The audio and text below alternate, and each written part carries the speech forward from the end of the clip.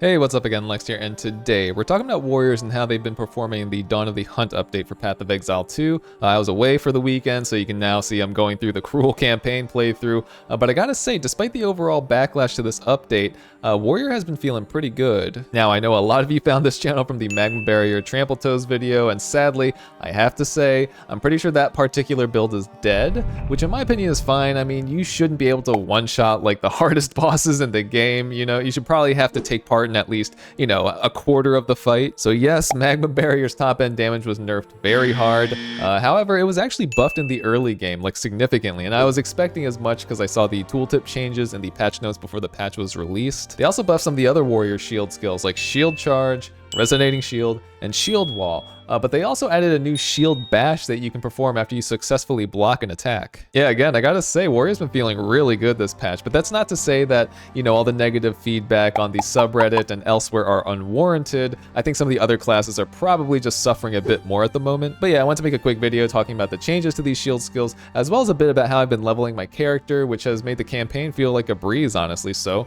yeah, let's talk about it. Alright, so Magma Barrier was quite nerfed, but also buffed in a way. But don't get me wrong, mostly nerfed. So if we look at the patch notes and compare the two versions of Magma Barrier, here and here, and their respective damage graphs, here and here, you can see that Magma Barrier's top end was greatly nerfed. On my main character, I basically went from around 1 million listed DPS to basically a little over 100k.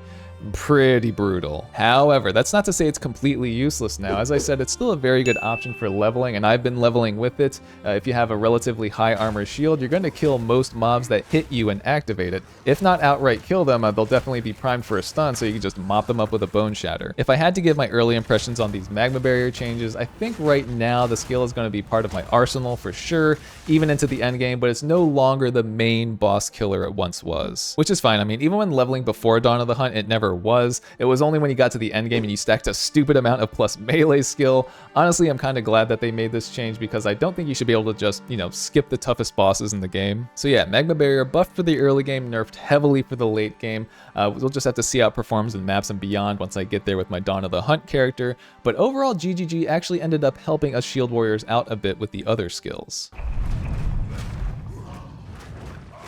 Alright, let's talk about the shield bash they added to the game. We can just look at the tooltip here. Shield bash causes 600% stun buildup.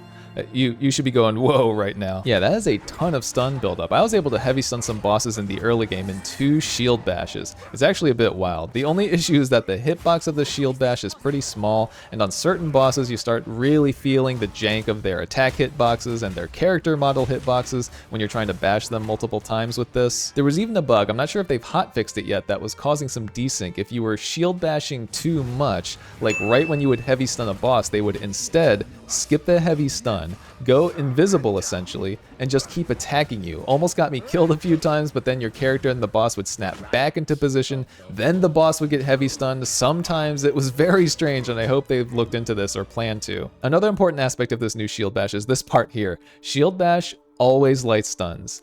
Always light stuns. Honestly, very interesting. If a boss has a long combo they're about to perform and you know the hits are blockable, you can straight up interrupt the combo with this light stun. The light stun, as the tooltip reads, always happens no matter what the target is. Really, really interesting. The daze inflicted when using a tower shield is also really nice, especially for warriors since we're often trying to heavy stun bosses and things as much as possible. But I also think that increases the stun buildup of the shield bash itself, which is nice.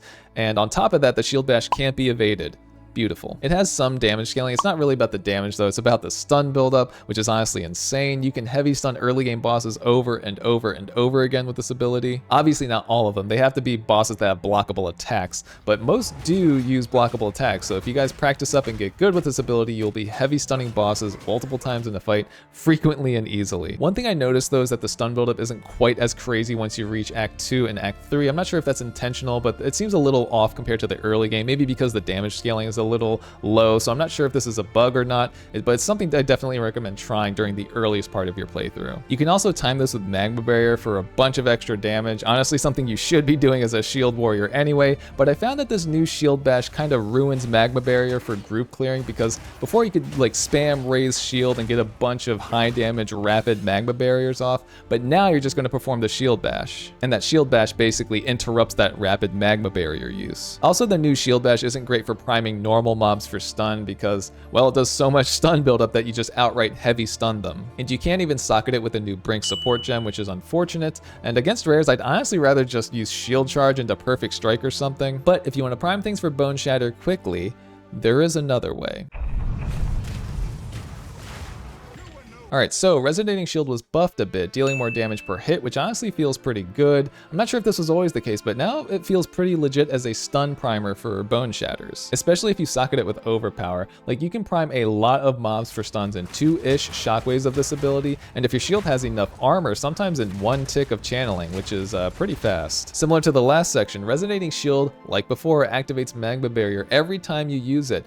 However, it will not cause a shield bash to occur when you let go of the keybind. So this is now how you can spam Magma Barrier. You just have to get the timing down, and trust me, I know it takes some practice, but it is worth getting good at this if you're going to level as a tank, because it does relatively a lot of damage. I use it mostly when I'm up against fast mobs that rush right at me and I'm on the verge of getting surrounded, or if I'm just coasting through and running up to mobs with easily readable attacks for me to Magma Barrier. Again, if you screw up the timing of Magma Barrier, in some cases you can just keep channeling Resonating Shield and it'll prime things for bone shatter so that you can just clear them anyway. It'll just take a couple more seconds. But obviously, like with the new shield bash, you should be trying to time this ability for Magma Barrier activation, because Magma Barrier hits quite hard and will assist in priming things for stun like immediately if they aren't outright killed. Alright, there's more to be said here, but I think I'll save that for my leveling build, which I'll release right before I get into maps. Overall, I'm pleased with this buff, and I've been using it all the time, but let's talk about the big one.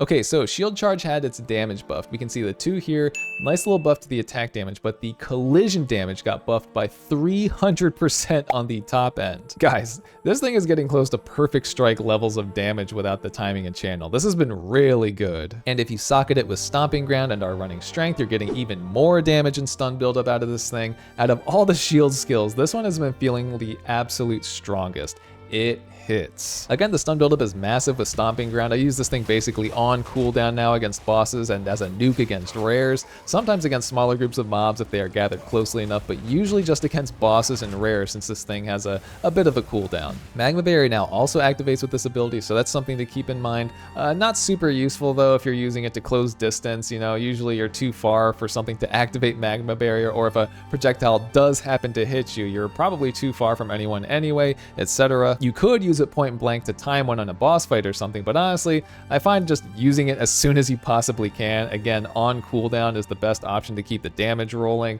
rather than waiting for a boss attack and trying to time a Magma Barrier with it. That's more something you should do with the new shield bash, though sometimes I'm also filling in the gaps between shield charge cooldowns with perfect strikes. That ability was nerfed, but it's still really strong, so those are the 2 boss killing abilities for me at this point: shield charge and perfect strike. Real quick, I'll mention shield wall. Honestly, hasn't felt that great to me. It did technically receive a buff to its damage numbers, but overall the most noticeable changes were with the other skills that I just went over, and I gotta say, overall, Shield Warriors and Dawn of the Hunt are eating good. I see a ton of backlash from the community on this update, and I'm sure it's all warranted, to be honest, but as a only warrior player, I've honestly been having a good time so far, so I hope that GGG is able to address these problems that are currently plaguing the other classes. I know I didn't go into a ton of detail on the support gems, but that's because I'm saving it for my next video. You can probably guess what a bunch of them are anyway from the clips that I've played, but I plan on making a new build video for us tanky boys, you know, looking to get into the end game quickly, because again, the campaign has felt like a breeze so far, and I wanted to share with y'all